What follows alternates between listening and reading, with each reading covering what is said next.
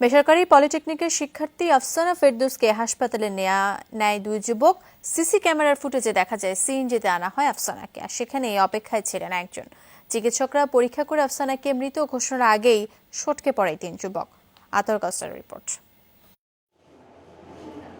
সিসিটিভির ফুটেজে দেখা যায় 13 আগস্ট শনিবার বিকেল 4টার কিছু আগে একটি সিএনজি এসে থামে মিরপুর আল হেলাল হাসপাতালের সামনে। সিএনজি থেকে অচেতন আফসানাকে ধরে নামায় দুই যুবক, আর আগে থেকেই সেখানে অপেক্ষায় ছিল আরও একজন।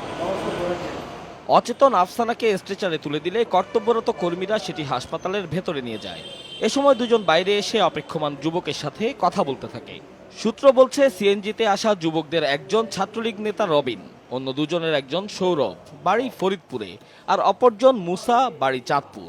কিছুক্ষণ পর অন্য এক যুবক মোটরসাইকেলে করে রবিনকে নিয়ে যায়। দুজন মিলে সিএনজি থেকে নামাইছে, একজন আগে থেকে পেশেন্ট ছিল। পরে উনি এবার যায় ওনাদের সাথে কথা বলছে, পরে কান্নাকাটি করে তিনজনই চলে গেছে। হ্যাঁ, অনেক কান্নাকাটি করছে, খুব কান্নাকাটি করতেছিল। কান্নাকাটি করে একজন আইসে হুন্ডা নিয়ে একজনকে নিয়ে চলে গেছে। হাসপাতাল কর্তৃপক্ষ জানিয়েছে, কর্তব্যরত চিকিৎসকরা 7টি পৃথক পরীক্ষা নিরীক্ষা করে আফসানার মৃত্যুর বিষয়টি নিশ্চিত করে। সব সাইন করে ইসিজি করা হলো। লাস্টে ইসিজি করার ফলে যখন আমরা ফ্ল্যাট পেলাম তখন ওগুলো মারা গেছে। তখন ওই মারা যাওয়া শুনেই ওই যারা নিয়ে আসছিল তারা চলে গেছে। ময়নাতদন্ত রিপোর্টে আত্মহত্যার কথা বলা হলেও পরিবারের অভিযোগ, ছাত্রলীগ নেতা রবিনই আফসানার হত্যাকারী। আর আইন শৃঙ্খলা রক্ষাকারী বাহিনী বলছে, পলাতক রবিনকে ধরার চেষ্টা চলছে। সে আটক হলেই পরিষ্কার হবে পুরো ঘটনা। আতাউর কাউসার, যমুনা নিউজ, ঢাকা।